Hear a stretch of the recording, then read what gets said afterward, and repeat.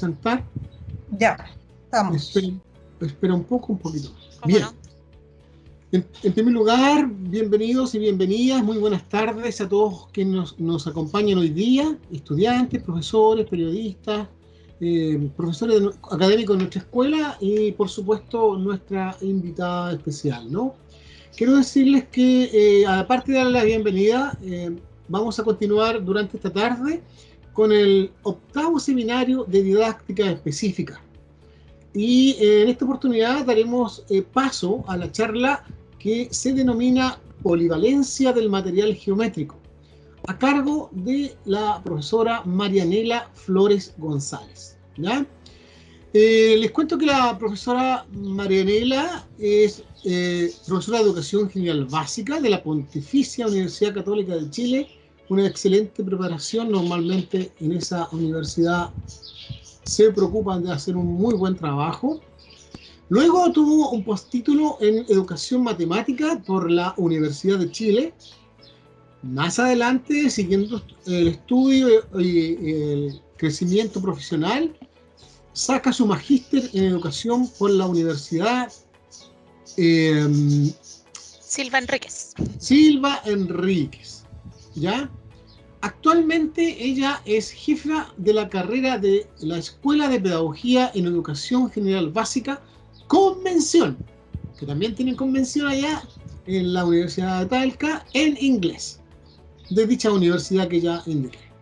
Posee esta profesora Marianela una vasta experiencia en el sistema escolar, en la formación... Esa vasta fue muy larga. en la formación inicial docente y la capacidad del profesorado en el desarrollo del pensamiento matemático y geométrico del ciclo básico. Estimada y querida Marianela, yo te doy la bienvenida, te dejo con nuestros gentiles auditores y esperamos disfrutar de esta ponencia que sin duda es muy práctica, es muy atingente a lo que hacen los estudiantes y la formación que estamos dando a nuestros futuros profesores, tanto tú allá en la UTALCA como nosotros acá en la UCM, Universidad Católica del Maule. Marianela, las pantallas y todo son tuyos, cerramos nuestros micrófonos. Gracias, Mario. Gracias, Jimena, también por la conexión, a todos los que están. Gracias por la invitación a la Universidad Católica del Maule. Queridas, queridos, esta presentación, decíamos ya, compartíamos con Mario y Jimena, está pensada básicamente en ustedes, en los estudiantes que están en la formación desde la pedagogía en educación básica, particularmente en el área matemática. Y desde la inquietud del quehacer de cada uno, pensamos con Mario que la polivalencia de este material concreto, particularmente desde la mirada del tangrama chino y del geoplano, podría ser un evento interesante para ustedes. Dicho eso, primeras ideas como contexto, porque ustedes compartirles de dónde nace, ¿no? El concepto de polivalencia tiene que ver con palabras como plurivalente, versátil, polifacético, adaptable. Y esto a propósito de qué, ¿no? Estas palabras, y particularmente ahí destaco dos en rojo. Básicamente yo partí mi desarrollo como académica universitaria supervisando prácticas, a lo mejor como tanto de vuestros profesores. Y en esta supervisión, y no sé si les pasa a ustedes también como profesores o como estudiantes, la performance que cada uno de ustedes levanta en las prácticas o en sus clases supervisadas o acompañadas, es la propuesta de un material pedagógico, de un objeto matemático, la ocupamos al inicio, luego lo desechamos, luego viene un segundo levantamiento de otro objeto o insumo matemático o material concreto, ejercitamos desde alguna categoría y luego lo volvemos a desechar. Entonces, yo observaba que era una cantidad de elementos que involucraba su presentación o la gestión de clase de los estudiantes para uno o dos conceptos. Entonces nos quedó dando vuelta en el equipo y con los propios estudiantes, oye, ¿no será prudente generar polivalencia, o sea, hacer un material versátil, adaptable a distintos conceptos o constructos matemáticos? Entonces de ahí surge esta idea de la polivalencia del material concreto. Particularmente esa polivalencia, hoy día la quiero compartir ya les decía, desde el tangrama y el geoplano, que uno los entiende muy asentados en el área de la geometría, pero vamos a hacerle un guiño al eje de números y operaciones también, para que veamos esta versatilidad o uso de estos objetos matemáticos. Dicho eso, entonces, el primer recurso es el tangrama chino, que también se conoce como tabla de sabiduría o tabla de sagacidad.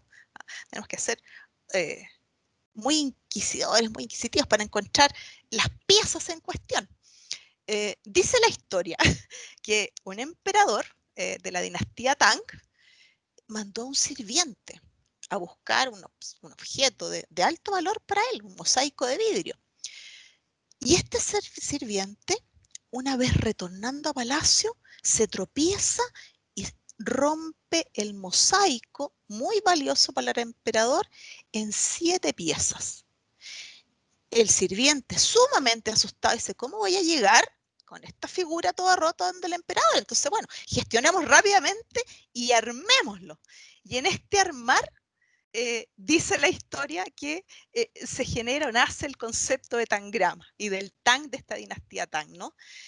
Concepto de tangrama que está construido básicamente por 7 piezas y 7 piezas que apuntan a objetos o imágenes triláteras o tetraláteras, ¿sí? Quiero ir enfatizando algunos conceptos para ir aumentando nuestro vocabulario o ideas matemáticas, ¿no? Entonces, este tangrama, que su base, por cierto, aquí como la vemos, es de un cuadrado, está compuesto por piezas triláteras y tetraláteras. Dicho eso, ¿dónde nosotros solemos usarlo y darle una única valencia, más que una polivalencia? En los cursos yo diría, educación parvularia, primero y segundo básico, ¿no? Donde con motivaciones como estas imágenes, estamos invitando al estudiante de primero, segundo básico, incluso a los chicos de educación parvularia, a hacer este traspaso, ¿verdad?, de la imagen al material concreto. Entonces el estudiante, desde esta conciencia espacial que iría en desarrollo, va a tener que determinar el triángulo, el cuadrado, ¿verdad?, o el romboide, en qué posición van. Así como hace esta especie de caligrafía en un inicio, ¿no?, donde está la ma, me, mi, mu, en fin, y hace esto escritural y lo traspasa al cuaderno. Bueno, ¿cómo hacemos entonces este traspaso y uso del espacio con el tangrama? Pero pareciera ser que una vez generado esto, el tangrama pasa al olvido y a la espera de otro primero básico y de otro segundo básico para volver a motivar en la creación de imágenes, que por lo demás, no sé si lo han experimentado ustedes también, a los niños y a uno le encanta, ¿no? ¿Verdad? Incluso a los adultos mayores, para mantener esto de la conciencia espacial y el alerta, ¿no?, de esta iteración de imagen. Pero la invitación, particularmente de hoy, es, ¿sabes qué? No solo es conciencia espacial el uso del tangrama. Con él también puedes desarrollar la conciencia de área. Y entonces podríamos determinar, por ejemplo, que estas 7 piezas para formar el barco, ¿cómo debería distribuirlas? Que estas 7 piezas triláteras y tetraláteras, ¿cómo las distribuyo para formar un pato o un gato? Y entonces el desafío ya es mayor. Ahora ya no solo hago esta transposición, no de pizarra o de imagen de PPT a mis 7 piezas. Ahora en realidad no sé dónde están esas 7 piezas. Y entonces tengo que conformar y empezar a rellenar esta área tan desconocida, ¿no? Y entonces ahí viene un estímulo distinto y un desarrollo cognitivo de mayor alcance, de mayor nivel. En general, este trabajo es muy atractivo porque hay piezas o imágenes, digamos, que se podrían conformar con menos piezas, ¿no?, del tangrama. Entonces los niños empiezan a decir, tía, me sobran 2, o profesor, me sobran 2, en fin, puede ser solo con 5, entonces el desafío se vuelve un tanto mayor. En otra línea, pero igualmente pensamiento de uso del tangrama, a lo mejor me salgo de las imágenes. Ya rellené, ¿verdad? Ya visualicé, ya hice la transposición y puedo encajar. Pero ¿qué más puedo hacer con estas 7 piezas? Bueno, una idea es, ¿sabe qué? Puedes clasificar poligonalmente, porque estas piezas están conformadas, por cierto, como polígonos que son por distintos ángulos. Entonces también desde la mirada poligonal usted podría clasificarlas. y podría determinar que tiene piezas denominadas triángulos o trígonos, ¿verdad? Y entonces le da el criterio de ángulo. Si las cuentas, ¿verdad? Tienes 3, y como digo, 3 en términos de gonos, bueno, trígonos o triángulos, y mira, tienen otras que tienen 4, entonces podrían ser los cuadrángulos o los tetrágonos. Dicho eso, en el fondo es, ¿sabes qué? De repente nos quedamos con textos tan escuetos en el vocabulario matemático, y por ahí hay una habilidad, ¿no? Argumentar y comunicar utilizando vocabulario matemático o terminología matemática, y en realidad la nuestra como docente es tan pobre, ¿no? Nos quedamos con los triángulos, y cuando pensamos en 4 lados, la mayoría, no sé si les pasa a ustedes con los niños, una figura de 4 lados, cuadrado, y hasta ahí quedamos. Pero el cuadrángulo o el tetrágono no es un evento tan amable o tan conocido. Entonces, desde ahí también, desde el uso de este material concreto, ampliar nuestro vocabulario geométrico. Más ideas. ¿Descubriste que tenían ángulos? Perfecto. Pero estos ángulos se pueden medir. Entonces también con estas 7 piezas tú podrías determinar el uso de otro insumo geométrico, como el transportador, y empezar a enfatizar, ¿sabes qué? Hay ángulos menores de 90. Hacer cierto foco, ¿no? Cierto guiño al ángulo de 90. También encuentro ángulos exactamente de 90 grados. ¿Y hay solo eso? No, sabes que también hay más, porque si te pones a medir algunas figuras, puedes encontrar ángulos mayores de 90. Entonces voy haciendo cierto guiño, ¿no? A este ángulo de 90 que tanto nos va a empezar a penar luego de un minuto en adelante, tercero, cuarto en adelante, cuando hablemos del teorema de Pitágoras, ¿no? Y desde esa lógica podríamos determinar entonces, a la hora de definir, que las piezas del tangrama están compuestas por figuras que tienen ángulos agudos, ángulos rectos y ángulos obtusos. Pero con esta idea, ¿no? De ampliar el vocabulario matemático, oye, podríamos clasificar estas piezas, no solo en piezas que tienen ángulos rectos, agudos y obtusos, sino que ponerlas todas en una bolsa mayor, digamos, una clasificación mayor. Claro, incorpore otro concepto matemático frente a estas piezas del tangrama y comparta el término convexo. Y de pasadita, además, ¿qué tal si pone el antónimo, digamos? Pone si no es convexo, ¿qué es? Y también involucre las figuras cóncavas. Y entonces seguimos aumentando con estas, particularmente aquí solo puse 5 piezas, ¿no? Pero pues ya sabemos que hay algunas de estas triangulares que se iteran en el tangrama.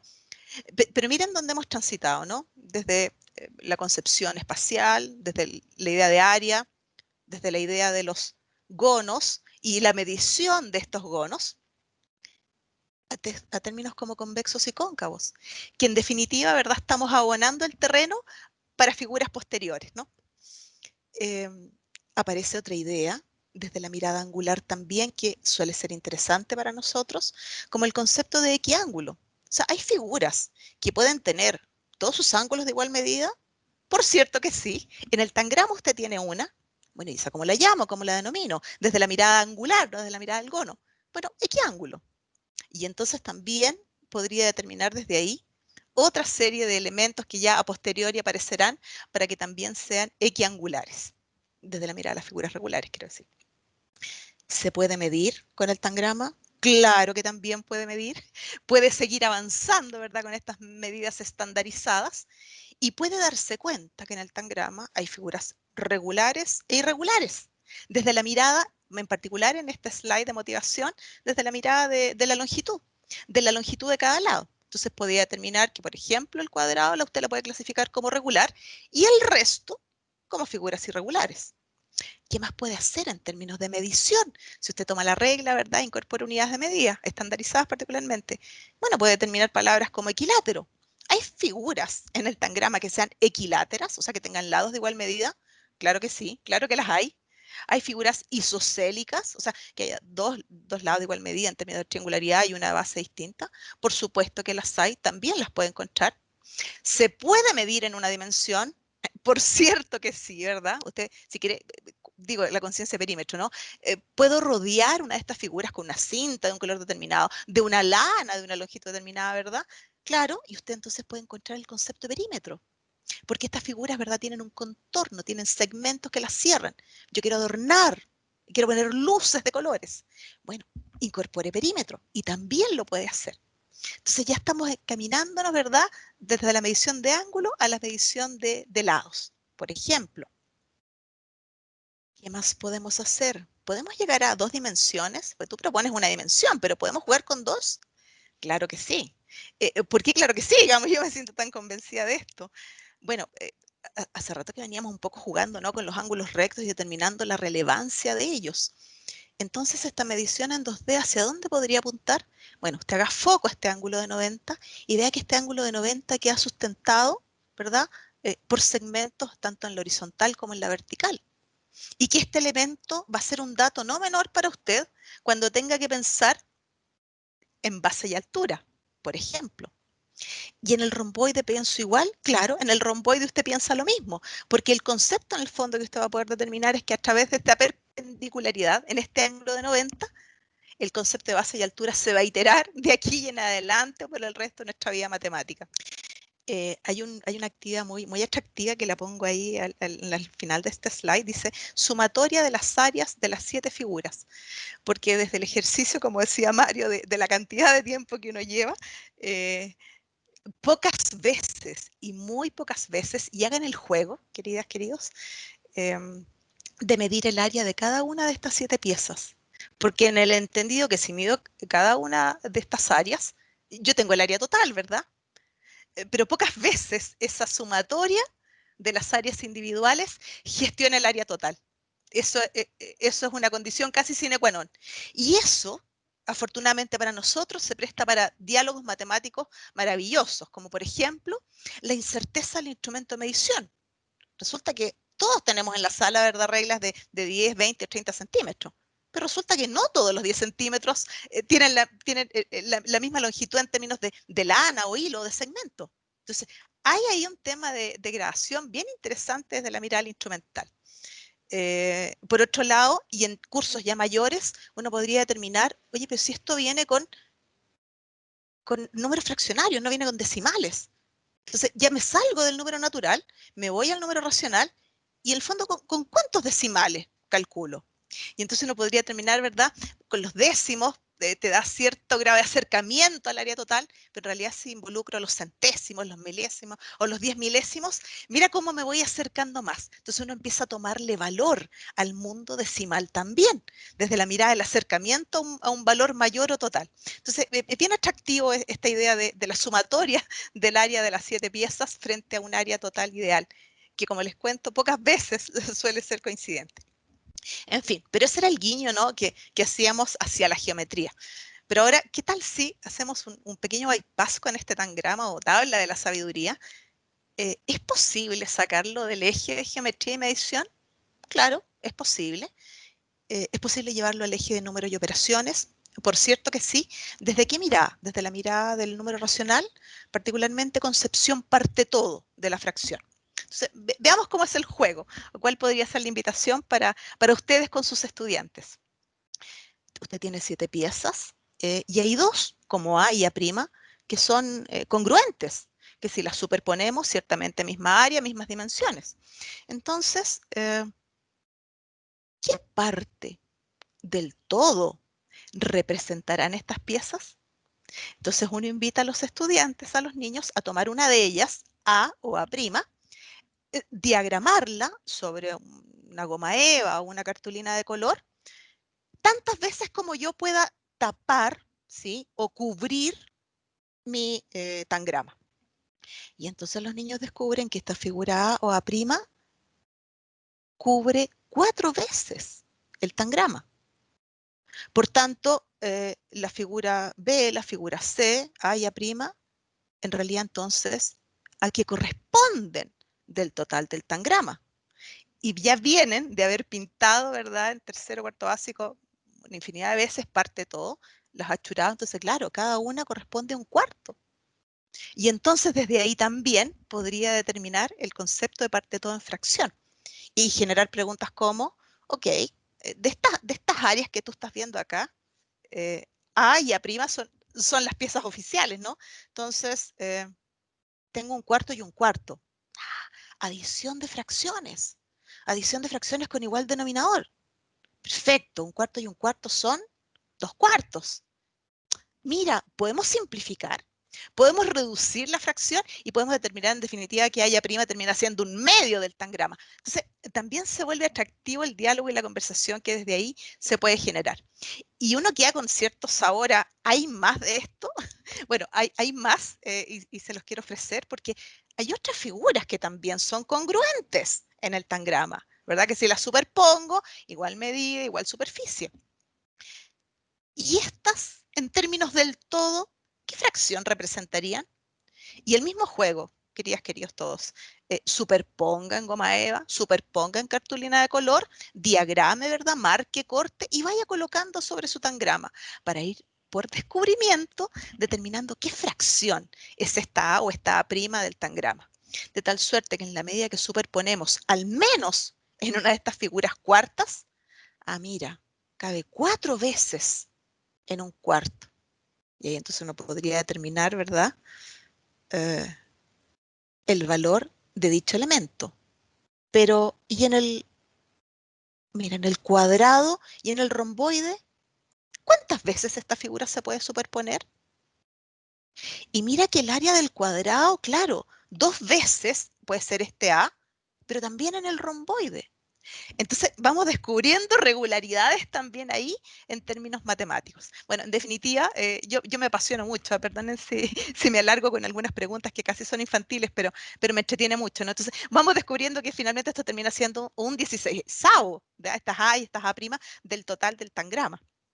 Pero también podríamos determinar que en realidad del cuadrado que constituye el tangrama, ¿cuál es la fracción que representa el cuadrado en el total del tangrama?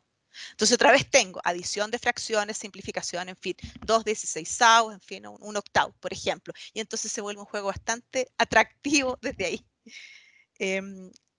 Ya dando salida al tangrama chino, también proponerles, que no es el único en términos matemáticos, hay otros tangramas que son posibles de usar, algunos compuestos, como ven ustedes, por figuras curvas, otros compuestos por triángulos rectángulos, el de Brückner, el cardiograma, el cardiotangrama, el tancardio, el pitagórico compuesto por trapecios rectángulos, ¿verdad? Que no es una figura tan amable, tan conocida por todos en nuestro ciclo, ¿no? Generalmente trabajamos con el trapecio isósceles y ahí nos quedamos.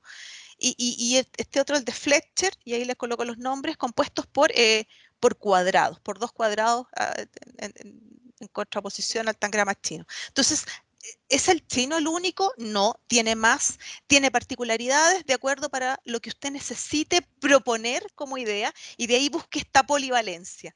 ¿Puede formar figuras? Por cierto que puede, pero hay más desde el área matemática, donde podemos efectivamente estrujar el concepto, sacarle mayor provecho al constructo matemático. Claro que puede, claro que sí. La segunda propuesta en este conversatorio, en este encuentro, tiene que ver con el uso del geoplano. El uso del geoplano creado por el egipcio, ahí está en el slide, Caleb Gattegnaud, que tiene una frase muy atractiva. Para mi gusto, se las comparto. I don't teach, I let them learn. Yo no enseño, yo no enseño, yo hago que ellos aprendan. Y mira qué linda postura, se las propongo también, a compartir, a dialogar a lo mejor en otro momento. En ocasiones nosotros, los profesores de educación básica, con muchas ganas, ¿no? Y con mucha fe, nos sentimos tan, bueno, somos tan relevantes y tan importantes, pero nos hacemos o queremos hacernos tan necesarios para el estudiante. Y en realidad olvidamos que lo que tenemos que generar es la autonomía en ellos, la independencia de nosotros. Entonces la propuesta será un poco eso de Gattegnaud, ¿no? Yo más bien que enseñar, me interesa que ellos aprendan, ¿no? Yo hago una figura secundaria, yo hago un paso atrás, los protagonistas son ellos. Bueno, dicho eso, ya la discusión que cada uno desde donde quiera pararse en su ser profesional, Gattegnaud generó estos geoplanos y particularmente para esta presentación vamos a trabajar desde la mirada del ortométrico, particularmente porque quiero sacarle lustre a este ortométrico en la construcción del concepto de área. ¿Y por qué? Porque, bueno, ahí como dicen en la slide, esto más tiene que ver con figuras de tipo recto, figuras que tengan en su construcción ángulos rectos. Dicho eso, primero pasemos por, por cosas que ya manejamos y si no, compartámoslas igual. Vale la pena siempre decir aquello. El geoplano, ¿para qué me es útil? Bueno, usted puede tomar estas banditas elásticas, ¿verdad? Y generar rectas, ya sea por ahí como dice horizontal, vertical u oblicuas. Puede jugar con esto, ¿no? Desde la direccionalidad. Por cierto que sí. A propósito de las mismas, usted podría determinar paralelas a estas rectas o perpendiculares a estos segmentos, más bien, ¿no? Porque tienen inicio y tienen fin, ¿verdad? Entonces, determinar esta concepción. Por otro lado, en términos de uso del geoplano también, presentación de polígonos, ¿verdad? Diagrame, por favor, con sus banditas elásticas, polígonos de 6 lados, 5 lados, 4 lados, en fin. Pero hay a propósito del título, ¿no? De la estimación, siempre hay uno que a nosotros medio que nos perdemos un poco, ¿no? Estimar ángulos mayores de 90, menores de 90, mayores de 45, en fin. Oye, ¿cómo hacemos eso? ¿Cómo se hace eso? Sí. El de 90 es como re fácil, ¿no? Por último, doblo un pedacito de papel, ¿verdad? Y me quedo con una de esas esquinas. Bueno, incorpore un instrumento geométrico. Incorpore un instrumento que tenga medidas determinadas, que tenga medidas como 90, 30, 60 permanentemente. Y entonces muestra a sus estudiantes el cartabón, que como insumo geométrico le permite a usted, por ejemplo, si usa el ángulo de 90 o el espacio donde está el ángulo de 90, determinar que en ese pentágono, ese ángulo del pentágono es más grande que el ángulo de 90. Y está entonces incorporando un insumo geométrico, un objeto geométrico interesante, el cartabón. O por ejemplo, como tiene medidas estandarizadas para que sea cartabón, ¿verdad? Que sustenta un triángulo escaleno, pero con ángulos de medida determinada. El ángulo de este romboide, me parece, ¿no? ¿Verdad? Nos parece a todos que es mayor que 30, porque siempre van a ser esas medidas en el cartabón. Pero si el cartabón no lo puedes encontrar en las librerías, en fin, bueno, ¿qué más puede usar? Bueno, usa la escuadra, que también es muy conocida, ¿verdad?, en nuestro ámbito geométrico, porque también tiene ángulos particulares y precisos siempre. Siempre, ¿verdad?, tiene el ángulo de 90 como triángulo rectángulo, pero los otros dos miden 45 grados, de tal suerte que forma un triángulo isósceles, ¿verdad?, a diferencia del anterior, o un triángulo rectángulo, independiente del criterio que ustedes ocupen de clasificación. Y entonces yo podría determinar, mira, esta figura no, cuadra perfecto. El ángulo de este triángulo es de 45. Lo tengo comprobado, la escuadra ya me lo dijo. Y entonces desde la estimación ya tengo certezas como esta, por ejemplo. El ángulo de este cuadrado de todas maneras es 90.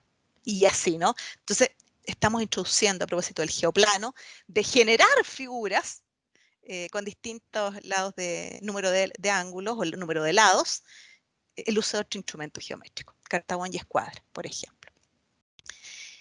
Me parece que ya voy cerrando con algunas ideas para ir al concepto de área, porque la simetría también es un elemento que uno típicamente gestiona desde el geoplano, desde la mirada, ¿verdad?, de este axo o de este eje de simetría, donde tenemos que hacer el reflejo, ¿verdad?, de figuras creadas con total libertad, pero determinar, ¿verdad?, la distancia a ese axo, la distancia a cada ángulo, a ese eje simétrico. Dicho eso, o sea, queriendo mostrarles que es variopinto el escenario en el cual trabajar en el geoplano también, desde la polivalencia o diversificación del objeto geométrico, del objeto matemático en este caso, les invito al concepto de área. ¿Cómo sería a lo mejor posible de construir? Es una invitación, por cierto. Primera idea, por ahí dice, ¿no? Área medida en unidades cuadradas de superficie. O sea, hay una superficie, como esta que está en tono pastel, que tiene que ser rellenada o completada por unidades cuadradas. Entonces, desde lo concreto, por cierto, el estudiante empieza entonces con sus cuadraditos o unidades cuadradas a completar. Y es de fácil ver, ¿verdad?, que esta superficie se completa con 9 unidades cuadradas. Nada nuevo bajo el sol. Estamos súper amigos con esta historia, ¿no? Pero, ¿cómo puedo llegar al modelo de cálculo de área? ¿Y cómo llego a esta dimensión al cuadrado en el cálculo de área? Bueno, veamos si el geoplano nos puede ayudar en esto. Ahí tenemos la figura del geoplano. Entonces las invitaciones primeras es simplemente, como ya viene de rellenar con sus unidades cuadradas, por favor construya un cuadrado de 4 unidades cuadradas, como dice la sentencia 1. En la sentencia 2, construye un cuadrado de 9 unidades cuadradas y un tercero construye un cuadrado de 21 unidades cuadradas. Y me detengo en estos, ¿por qué? Porque de alguna manera estos son muy amables, ¿no? También he de confesar, estimadas, estimados todos, que uno prepara, ¿no? ¿Verdad? Prepara su propuesta didáctica. Entonces, por cierto, que uno invita de alguna manera en este pensamiento a multiplicaciones determinadas. Pero la opción 4 siempre es muy interesante, porque en realidad aquí no tengo una única opción. Aquí yo podría jugar a ciertas dualidades. Y entonces, al pensar en un rectángulo de 18 unidades cuadradas, nos va a costar decidir. Pero no es que nos cueste decidir, sino que en el fondo, ¿cuál es la mejor decisión y la propuesta? Y la propuesta en realidad es abierta. La propuesta es que usted pueda rellenar un rectángulo con 18 unidades cuadradas, ya sea que levante su 6 por 3 o su 9 por 2, por decir algo, ¿no? Aquí para efectos de la presentación está este 9 por 2. Pero dicho eso, de alguna manera, sincerémonos también, hay geoplanos y geoplanos, ¿no? Entonces, si este fuera su material concreto, este está de alguna manera intencionado. Si se fijan en el recuadro rojo, en el azul y en los demás, aparecen estas unidades cuadradas, pero no todos los materiales vienen tan visible esa unidad cuadrada. Por lo tanto, como quiero seguir usándolo, como me interesa, los invito a ir del material concreto, de un geoplano concreto, a un geoplano de papel y seguir con esta idea de unidades cuadradas, pero visibilizándolas. Entonces, llevando lo que tengo en material concreto, lo traspaso a este geoplano de papel, pero con una condición. ¿Sabe qué? Procure visualizar bien sus unidades cuadradas. Entonces, píntelas, achúrelas, para que usted vea efectivamente que en este cuadrado rojo tiene 4 unidades cuadradas, que en el azul efectivamente hay 9, píntelas, visibilícelas bien, cosa que no le quepa duda que lo que está haciendo está bien hecho, y así sucesivamente. Entonces, el tema del geoplano de papel es muy amable en ese sentido. Vuelve a reforzar el concepto de unidad cuadrada, donde me permite el conteo fácilmente de 1 a 1. Y además, si tengo dudas, me permite numerar. Como está en papel, puedo rayar tanto quiera. Y sigo dando vuelta a la idea de unidades cuadradas. Sigo dando vuelta a este evento que se va iterando en figuras que ya se me dan de condición. No obstante eso, área es unidad de cálculo. Y hasta aquí no nos ha propuesto ningún cálculo, ¿verdad? Entonces, vale, primero partamos simplificando algunos textos y de ahí veamos si podemos generar algún acercamiento al cálculo. Cosas que ya sabemos, tu unidad cuadrada, ¿verdad? Que la venimos haciendo hace un buen rato, unas 2 o 3 clases, ¿verdad? Incorporando estos elementos en una superficie determinada. Como es matemática, este texto es bastante largo, no unidades cuadradas. Y recuerdo que desde primero básico ya tú me estás diciendo, profesor o profesora, unidades es U. Entonces, ¿qué tal si vamos haciendo reducción de los términos como nos invita la matemática, ¿verdad? Entonces, ok, hagamos simplificación de texto y llevemos este texto un tanto largo a una concepción algo más pequeña. El número, déjalo, por supuesto, eso es invariante. Las unidades las puedes llevar a U, ya conocida desde primero básico, no es nada nuevo para mí. Y cuadradas, por cierto, porque mira que este simbolito que tú me propones es el mismo con el cual hemos estado rellenando, ¿verdad? En tantas clases. Perfecto, súper bien. Pero, ¿y el cálculo? ¿Cómo llego a esta transposición didáctica, ¿verdad? Este saber de área para el estudiante. Bueno, sigamos poniendo atención. Habíamos puesto atención en la cantidad de baldosas que rellena esta superficie. Pero sabes que me parece que no sé si habíamos hecho un buen foco en la horizontal y en la vertical.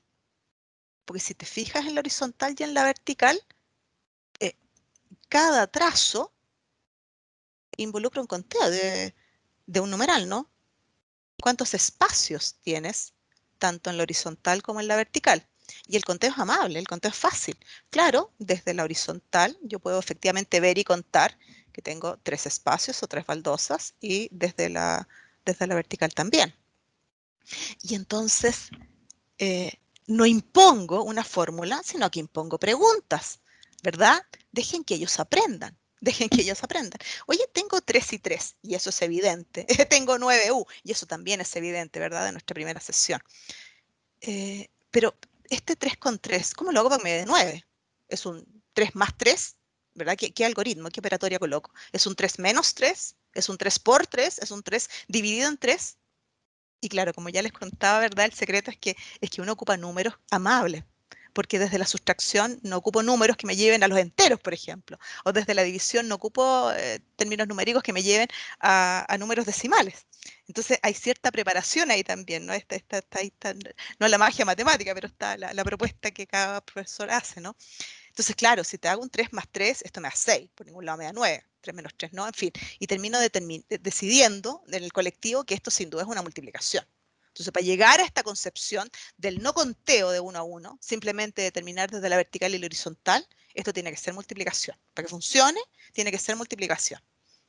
Pero no voy a hacer cosa que alguno más suspicaz diga, ¿y esto siempre pasa así? Bueno, determinemos si siempre pasa así.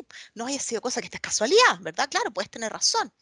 Vamos a nuestro geoplano de papel y evoquemos historias anteriores matemáticas desde la mirada de los arreglos rectangulares. ¿Te acuerdas cómo leías, por ejemplo, la propuesta del cuadrado de 4 unidades cuadradas? Claro, 2 por 2. ¿Qué lectura hacías cuando trabajábamos arreglos rectangulares en el caso de las 9 unidades cuadradas? Claro, tú me haces contar, ¿verdad? Desde la horizontal y desde la vertical un 3 por 3. Y en el fondo vamos evocando que en realidad parece que la multiplicación era lo correcto, ¿no? No era que nos haya resultado por arte magia esta vez en la multiplicación. Es permanente, porque ya veníamos jugando de un rato atrás desde los arreglos rectangulares para introducir el término multiplicación. Entonces, por lo tanto, el término de la horizontalidad por la verticalidad le vamos, le vamos haciendo más sentido, ¿no? Se nos va haciendo más amable. Y en el fondo, ¿hacia dónde estamos yendo? Hacia base por altura. ¿Qué es lo que tenemos que, ¿verdad?, lograr determinar a través de todo este camino? Claro, mira, dice, ¿y la unidad de medida? O sea, tú hasta aquí solo has propuesto números, pero en el fondo yo tengo que determinar que estos son metros o centímetros, o decímetros, o decámetros, lo que tú quieras colocar. Entonces, no es solo número. Entonces, ¿cómo logro también incorporar una unidad de medida para llegar a un concepto de área cabal, no un concepto de área algorítmica? Eso no nos sirve, ¿verdad? Varios de nosotros a lo mejor somos capaces de decir, claro, esto es 3 por 3, pero eso nos olvida siempre, a varios, ¿no? La unidad de medida. Y eso no es olvidable, no es un dato menor. El área tiene contemplada una unidad de medida de manera particular, al igual que el perímetro, en una dimensión está en 2.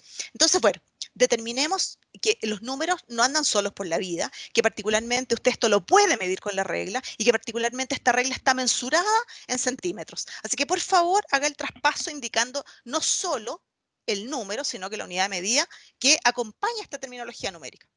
Por lo tanto, ya no son solo 3, sino que son 3 centímetros, absolutamente medidos y comprobados por la regla. Entonces, no estamos mintiendo a nadie, sino que estamos invitando a ser más cuidadosos. Y entonces ya tenemos las 9 unidades cuadradas, ya tenemos clarísimo que esto es multiplicación, que es un 3 por 3, pero la unidad de medida no estaba.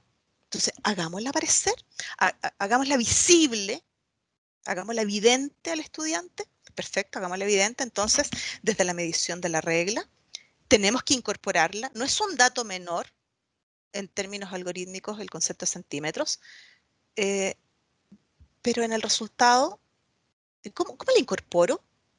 Porque acuérdate que si solo pones centímetros, estás hablando de una dimensión, pero aquí tú estás hablando de 2 dimensiones. Por lo tanto, sacas de la chistera, ¿no?, del mago, el elevado a 2. No, fíjate que no lo saco de ahí porque el estudiante hace un rato también venía jugando con el plano cartesiano. Venía ya en cuarto básico incorporando el plano cartesiano, ¿verdad? El concepto de área, más bien lo desarrollamos en quinto, bueno, de acuerdo de algunas particularidades también de los currículums de cada colegio. Entonces, podemos determinar que efectivamente hay un eje X y que hay un eje Y, y que ese eje X y ese eje Y corresponden a dimensiones distintas. Y por lo tanto tengo que hacer referencia en mi resultado, que en este cuadrado, para aquel que es operacional concreto todavía, ¿verdad? Este que aparece acá al ladito del 9, como primera referencia, Claro, yo consideré X desde la horizontal y consideré Y desde la vertical. Por lo tanto, la pregunta es bastante sencilla. Estimado estudiante, ¿no? ¿Cuántas dimensiones usted consideró para el cálculo? 2. Entonces avíseme. Ocupé centímetros una vez y ocupé centímetros otra vez. Ocupé 2 veces. Y en el fondo me evito, ¿verdad? Porque todavía no he trabajado potencias, que centímetro de exponente 1 con el otro centímetro exponente 1 hay una multiplicación, sumo los exponentes, eso me lo evito porque eso no tengo de dónde sustentarlo. Pero sí tengo de dónde sustentar que son 2 dimensiones. Tengo un plano cartesiano que ya me ha ido acompañando en el tiempo. Y de ahí simplemente ya la pregunta en rigor es, bueno, en definitiva, ¿cuál es el modelo matemático que resolvería, ¿no? el cálculo de área para el logramos recto, por ejemplo? Y ahí podríamos ya determinar esta base por altura, ¿no? Eh, eso, eso desde la emoción también y desde las ganas de compartir con ustedes.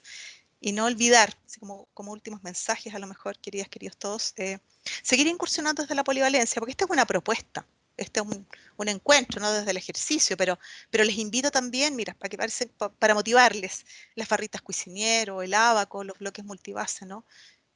Solo sirven para, por ejemplo, adicionar, solo sirven para naturales, ¿para dónde más, no?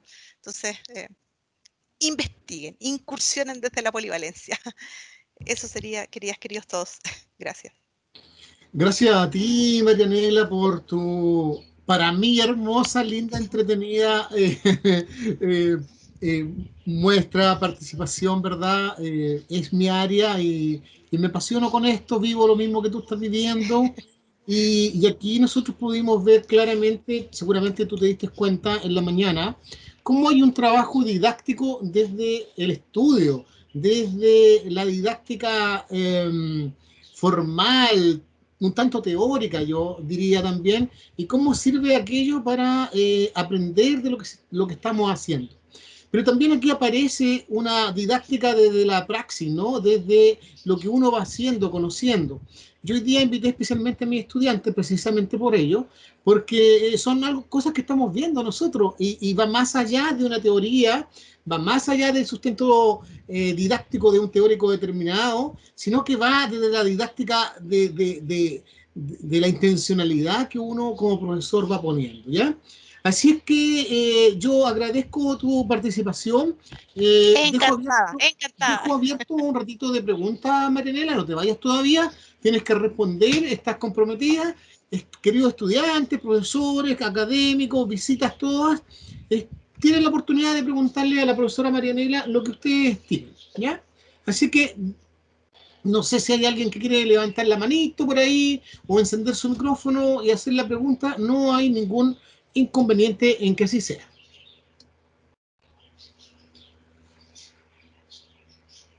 Parece que estamos tímidos hoy día. Marianela, mientras se nos deciden, No, tranqui, si no tienen yo preguntas, quisiera como todavía están. preguntarte, A ver. cuando tú ves esto en la Universidad de Católica, perdón, de Universidad de Talca, no en la UTAN, en En la una UTAN. universidad alguna de la región. Oye, ¿cómo es la recepción de los estudiantes frente a estas cosas que uno propone y cuál es la motivación o el entusiasmo o la evidencia que ellos entregan de que aplican esto, cómo lo aplican o cómo reaccionan frente a estas propuestas didácticas que en este caso tú presentas? Mira, desde mi ejercicio, cada uno, ¿verdad? Terminará desde el suyo propio, pero todos o la mayoría de nosotros, ¿verdad? Probablemente, no sé si de estudiantes del año posterior al 2000, pero, o sea, anterior al 2000, pero posterior al 2000, todos veníamos de fórmulas. Recuerdo tenía un profesor de física que escribía una fórmula en la pizarra. Esta es la reina de la primavera, decía. Y apréndanse la memoria y aplicar y aplicar. Y no sabíamos el origen de aquello, ¿no? Entonces, de alguna manera, de verdad que creo en Gateñó. De verdad que creo en hacer un paso atrás y generar propuestas didácticas donde el estudiante vaya descubriendo el constructo matemático que uno le va proponiendo, ¿verdad? Creo en el aprendizaje por descubrimiento. No sé si es tan amable o es tan fácil. También quiero reconocer eso. En los 90 minutos que tienen los practicantes o aquellos que estuvimos en aula, ¿verdad? Hace un tiempo, teníamos tiempos acotados. Eh, pero, pero aquellos que no tienen dificultad de aprendizaje van a aprender con o sin nosotros y van a acceder a ese conocimiento. pero ¿y los que no? Los que no tienen una mirada a lo mejor abstracta, desarrollada, los que no aprenden de manera auditiva. ¿Qué pasa con ellos? ¿Qué pasa con los kinestésicos? ¿Qué pasa con los que son táctiles? ¿Qué pasa con los que necesitan el ejercicio del copici o de la parte del co? A ellos tenemos poquito tiempo, ¿no? Porque solo es de la parte de la motivación, estoy pensando en los momentos de la clase, pero el resto ejercite. Incluso los propios libros de clase involucran ejercitación. Entonces, la respuesta, y hago este medio preámbulo, Mario, porque en realidad siempre el discurso, o la mayoría de las veces es, oiga, profe, si me hubieran enseñado a mí así, yo así hubiera entendido fácil, hubiera entendido al tiro, pero me tuve que aprender de memoria tantas cosas y saber aplicarlas y entender que cuándo era Pitágoras, que cuándo era Tales, que cuándo era Euclides, y qué sé yo cuándo es Euclides o cuándo es Tales. En realidad no es tan evidente. Entonces, ¿dónde tengo que hacer el foco? Mira qué fácil hubiera sido a lo mejor, solo por jugar, chiquillas y chiquillos, porque estamos en esto, qué fácil hubiera sido a lo mejor con el tangrama. Y hemos estado toda una semana estrujando este concepto de tangrama, este objeto, como le llaman ahora, este artefacto matemático. Claro, me hubiera sido probablemente mucho más amigable y más fácil. Pero también hay que reconocer, Mario, que los tiempos en algunos colegios, o en la mayoría, también tienen cierta cota. Entonces, de pronto estas son las alternativas para aquellos que sin nosotros, a lo mejor no le va a ser tan amable el acceso al conocimiento, al constructo matemático, ¿no? Jimena, ¿nos quieres preguntar algo por ahí? La tía del lenguaje. Sí, lenguaje también pregunta.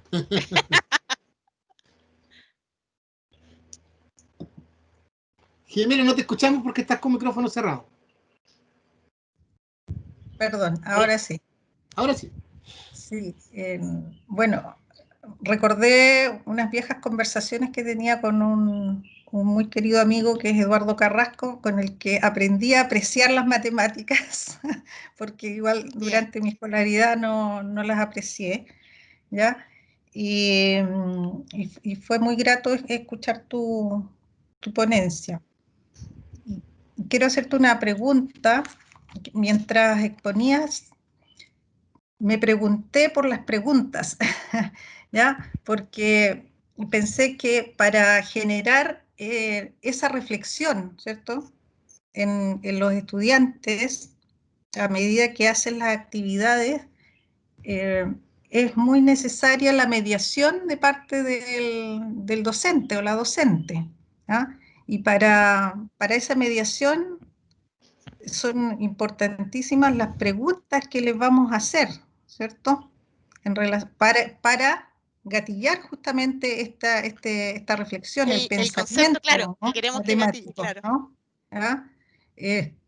No sé si hay trabajo en relación con eso, a las preguntas para la mediación orientadas justamente a generar ciertas reflexiones.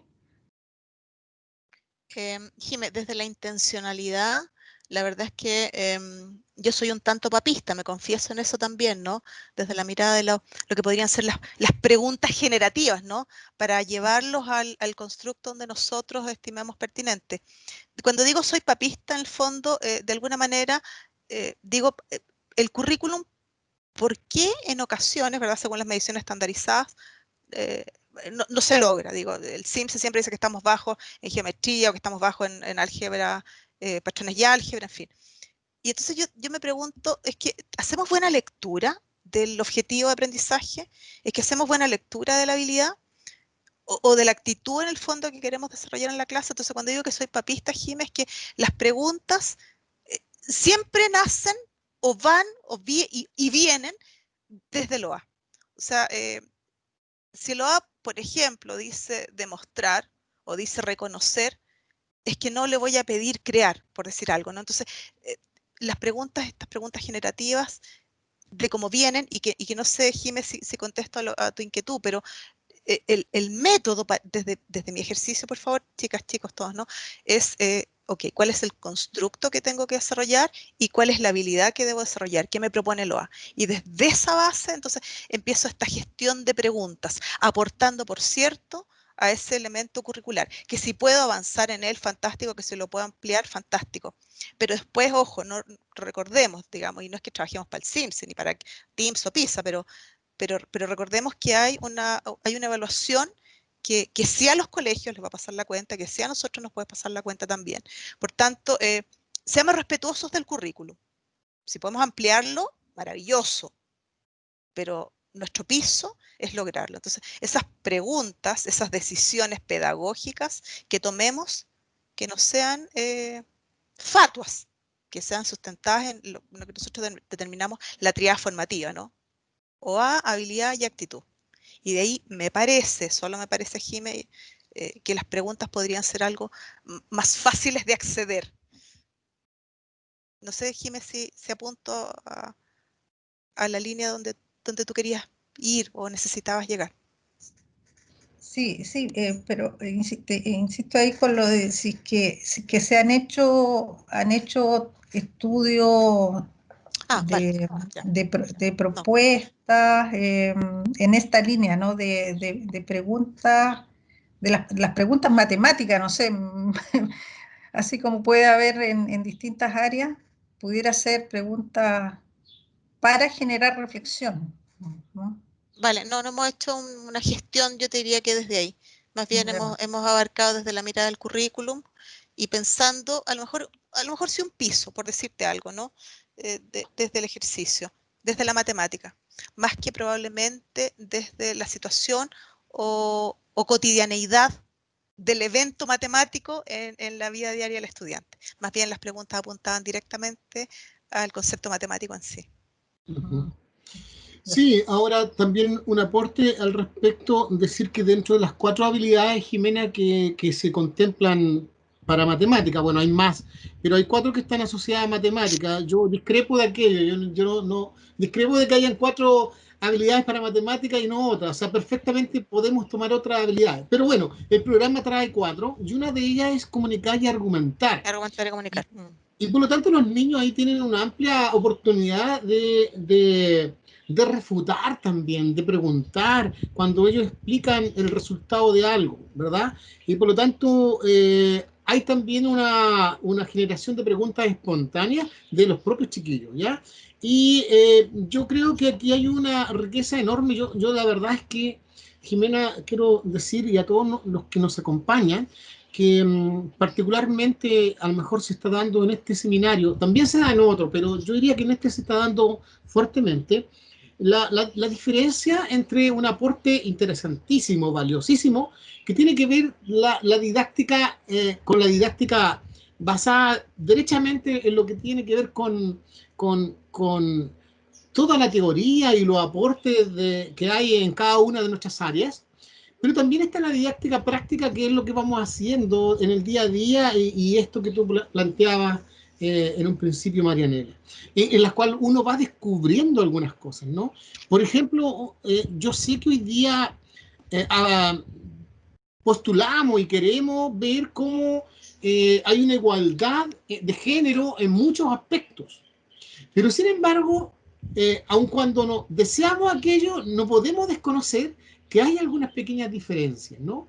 Y por ejemplo, cuando tú hablabas, Marianela, de dibujar ya estas piezas, no en el material concreto, sino que ya en lo pictórico, ya no en lo concreto, sino que en lo pictórico, en lo gráfico, ¿verdad? En el cuaderno, uno ve, sobre todo en geometría, cuando empieza a hablar todo esto, cómo se diferencia el trabajo de las niñas en general con los niños, que son tan ordenaditas, que pintan tan bien, y esa es una riqueza que uno como profesor básico, porque Marianela y yo tenemos un origen más o menos similar, ¿verdad? Los dos estamos aquí hoy día porque tuvimos una experiencia en básica y la vivimos ahí, ¿no? O sea, esto no es teórico, esto es dar cuenta de una cuestión en la praxis. Claro.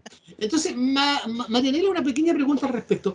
¿Qué cosa podrías tú indicar ahora al respecto de esta situación?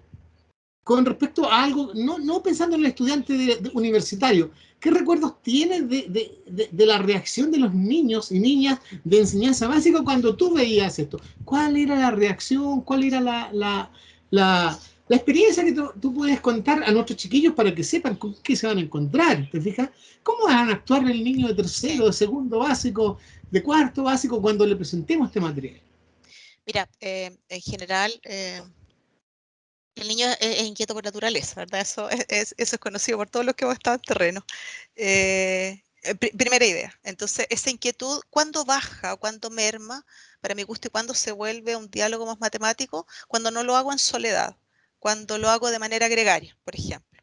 Entonces, la mediación, para mi gusto, la mediación matemática en términos de discusiones, de este argumentar y comunicar o la discusión matemática, primero desde la mirada gregaria, colectiva, grupal. Pero no grupal de 20, no grupal de 15. Siempre pienso en tríos, siempre pienso en que el otro pueda hablar, que si tengo 5 o 6, siempre alguien o más de alguien va a estar en silencio. Y necesitamos el diálogo permanente. Por último, el diálogo, ¿sabes qué? No entendí el punto de vista que tú lanzaste en este minuto. ¿Lo podrías rehacer, redecir? En un grupo más pequeño siempre pienso en 3, 2 tampoco, porque somos caja de resonancia, ¿no? Uno propone y el otro propone y bueno, y nadie media, siempre un tercero logra mediar. Trabajos en ternas, con directrices sumamente claras. Y esto también es un tiempo, los que somos profes, ¿verdad, Mario? Las chicas que están en práctica, desde la mira a la práctica, no es en un primer momento que, bueno, la instrucción de la clase es alzar la mano, ¿verdad? Si tú quieres opinar, escuchar al otro, manera respeto. Esto no es espontáneo, esto no lo van a hacer porque nosotros lo digamos. Esto lo van a hacer porque hay un ejercicio, una dinámica, hay un método de gestionar una clase matemática. Digo, una clase matemática como uno quisiera, sin por favor desmerecer lo que es una clase de ciencia, que típicamente, ¿verdad?, partirá con su experimento, la clase de lenguaje, que a lo mejor podría partir con una motivación desde el ámbito auditivo, desde el verso, desde alguna poesía, etcétera, ¿no? Hay formas y hay métodos, hay propuestas también desde aquello. Entonces, eso tiene que ser iterado. Esto no puede ser una vez que trabajemos de manera colectiva y el resto, bueno, siempre individual, de todos cabeza agacha en el libro. Esto tiene que tener un ejercicio, tiene que tener un método de, primero partamos desde el material concreto, o sea, respetemos la idea de Copice, porque Copice tampoco es una cuestión anodina, ¿no? ¿Verdad? Tiene toda una estructura que además ni siquiera es porque sea ahora el decreto 433 o 439. No sé, esto viene de la época en que nosotros éramos, a lo mejor con Mario, yo soy mayor que Mario, estudiando, que ya hablábamos de que la mediación con un objeto, ¿verdad? Tiene que ser... Estoy estimando, No, Marianela. no, colega, las caras aquí las están escondidas, pero están. Entonces, tiene que ser, pero ¿por qué tiene que ser? Porque estamos frente a un individuo que operacional concreto. Entonces esto tiene que tener una estructura como clase matemática, una estructura dialógica. Ya, argumentar y comunicar, perfecto, pero también está el representar. Y eso tiene que tener momentos en nuestra clase. Y esos momentos tienen que tener esas lógicas. Ciertamente se van a desbandar como todo. O sea, he tenido clases, no sé, Mario, si a ti te pasó, a las chiquillas le ha pasado, bloques multibase volando por la sala. O las fichas, el suelo lleno de fichas de ábaco. Eso nos pasa a todos. Pero ¿dónde está el ejercicio de verdad? Y no hablo ni siquiera de normalización, como lo hablaba en nuestra época, ¿no? Pasaban a primero básico, así que hay que normalizar. No, ¿sabes qué? Esto tiene una estructura lógica, desde seres humanos que somos, desde la mirada del respeto, desde la mirada del escucha en el otro, la conciencia del otro. O sea, las actitudes, a lo mejor, perdona Mario, me estoy yendo por otro lado, pero el tema de la actitud no es un dato menor en las bases curriculares. El tema del desarrollo del ser no es un dato menor. O sea, qué bueno saber, pero es más relevante ser. Es más relevante ser. Y ahí Sin duda, entonces logro compartimos eso. escucharte, logro mirar, logro entender, logro relacionar. Marianela, enormemente agradecido por tu visita, por compartir con nosotros. Me quedaría hablando mucho rato más contigo, sin embargo, tenemos otra visita No, tranquilo. y por lo tanto yo quiero agradecerte tu participación, esperando que, insisto, que este diálogo y esta relación que hemos iniciado pueda continuar, de modo que sea una vinculación entre nuestras dos carreras, ¿verdad?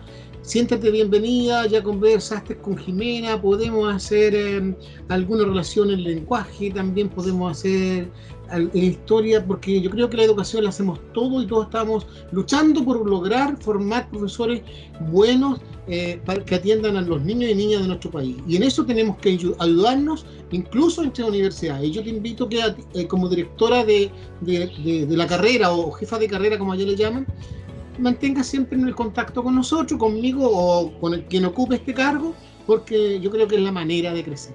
Un abrazo fuerte, muchas gracias. Gracias, Mario. Gracias, Mario. No sé si Jimena quiere darle algunas palabritas, y de lo contrario nos iríamos a un receso. Jimena, tú puedes decirlo, por favor. No, simplemente le agradezco nuevamente a Marianela Flores por su buena disposición y su ponencia, ¿no? Espero que sigamos en contacto. ¿Y el almuerzo algún día?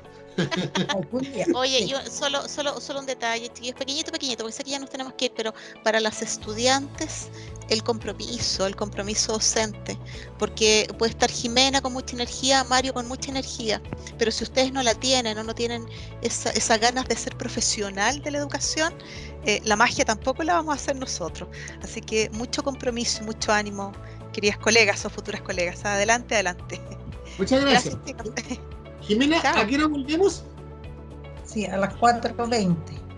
¿A qué hora? 4:20. 4:20 nos volvemos a encontrar con el título. Hagamos un avance. ¿El título? Sí. La ponencia, a ver si lo tengo acá. Lo que también es muy matemático. Sí, ver redondo lo que es cuadrado, del aula universitaria a la creación colectiva de un libro de didáctica de la poesía para educación básica, con el profesor Paso. Muy bien, pueden ir al baño a tomarse un cafecito y bueno, nos encontramos en un ratito más. Chau, chau.